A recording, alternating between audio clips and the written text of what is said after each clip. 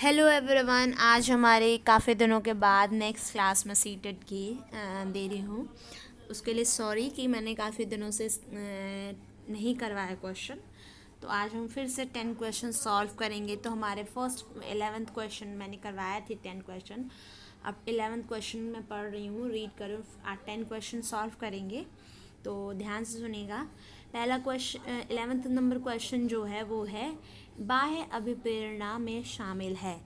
मतलब ये 4 ऑप्शन है, इनमें से हमें चॉइस करना है। फर्स्ट बोलता है कि कौन कौन से बेहतर है, उनको देखना है।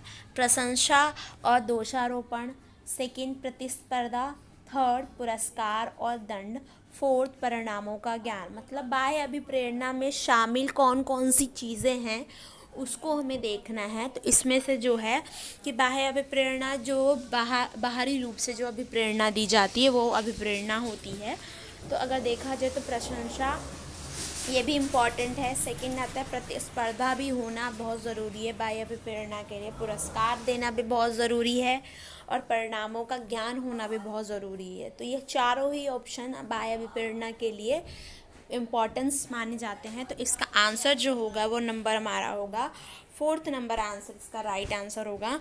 नेक्स्ट क्वेश्चन की बात करते हैं, क्वेश्चन नंबर 12। क्वेश्चन नंबर 12 जो है, भोजन प्राप्त करने के लिए अपना बच्चा बेचने वाले स्त्री की खबर को किस आधार पर सबसे अच्छे तरीके से समझा जाता है। मनोविश्लेषणात्मक सिद्धांत, सेकंड पदानुक्रम आवश्यकताओं का सिद्धांत, थर्ड मनोसामाजिक सिद्धांत, फोर्थ पुनर्बलित आकस्मिकताओं का सिद्धांत। तो ये जो है भोजन प्राप्त करने के लिए, जो कि हमारी एक एसेंशियल शारीरिक आवश्यकता है, जो कि मैस्लो के द्वारा जो हमारे लिए सिद्धांत दिया गया था, जो कि हम अपनी शारीरिक अवस्था के अंतर्गत जो है तो उसमें हमारा भोजन आता है। तो इसका जो ऑप्शन नंबर होगा पदानुक्रम आवश्यकताओं का सिद्धांत, जो कि हमारे शारीरिक सिद्धांत माना गया है, आवश्यकता मानी गई है। तो ये हमारा जो होगा ऑप्शन नंबर 2 इसका राइट आंसर होगा। ठीक है, नेक्स्ट क्वेश्चन की बात करते हैं। नेक्स्ट क्वेश्चन जो है वो हमारा 13 है। शैशव काल में बच्चा निर्देशित होता है। फर्स्ट परिपक्वता से, सेकंड परिवृत्ति से, थर्ड शिक्षा से, फोर्थ अधिगम और सहज ज्ञान से। तो आरंभिक आयु में बच्चा जो है वो अधिकांश क्रिया से प्रभावित होता है, जो कि वास्तविक ज्ञान से नहीं। ठीक है, तो ऑप्शन नंबर जो 2 है इसका राइट आंसर होगा, जो कि शैशवावस्था में बच्चा का निर्देशित होता है वो होती है प्रवृत्ति से निर्देशित होता है। तो ऑप्शन नंबर 3 इसका राइट आंसर होगा।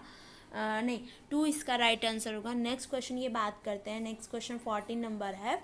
एक व्यक्ति को उसकी उम्र में बीमारी होती है जिस उम्र में उसके पिता को वही बीमारी होती है। उदाहरण किसको से हो सकता है। फर्स्ट आता है जैविक आनुवांशिकता, सेकेंड सामाजिक आनुवांशिकता, थर्ड प्रवृत्ति के हस्तांतरण, फोर्थ क्षेत्रीय आनुवांशिकता। तो एक व्यक्ति को जिस उम्र में बीमारी होती है उसी उम्र में उसको पिता को भी बीमारी हुई थी। तो ये तो हमें पता चलता है कि हमारी हेरिडिटी से रिलेटेड है, जो कि जैविक आनुवांशिकता से रिलेटेड है। कि एक बेटे को हुई वही वाली उसी समय पर उसके पिता को भी हुई थी। तो ये हमारी वंशानुक्रम से संबंधित हुई है।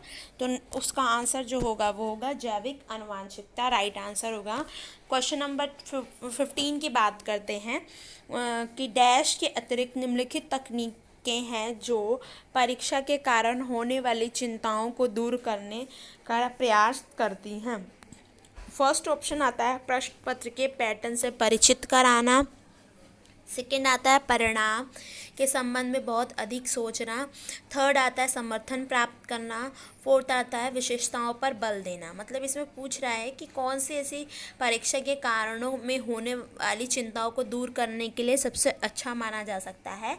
तो ऑप्शन नंबर जो होगा वो हमारा जो होगा वो 2 होगा, जो कि परिणाम के संबंध में बहुत अधिक सोचना व्यक्ति के लिए अधिक चिंता बन सकती है। इस डर या चिंता को ख़त्म करने के लिए कुछ भी सक्रिय क्रिया करनी चाहिए। ठीक है, तो इसका दूर करने के लिए हमें परिणाम के संबंध में बहुत अधिक सोचना, ये सारी चीज़ होगी। तो राइट आंसर जो होगा वो होगा हमारा 2 राइट आंसर होगा। नेक्स्ट क्वेश्चन की बात करते हैं, क्वेश्चन नंबर 16 नंबर क्वेश्चन जो है वो हमारा बोलता है कि वाइगोत्स्की का सिद्धांत संज्ञानात्मक विकास में डैश की भूमिका पर महत्व देता है। वाइगोत्स्की की बात की जाए तो वो किस पर बात है, भाषा पर, पर्यावरण पर, विविधता पर या कक्षा पर।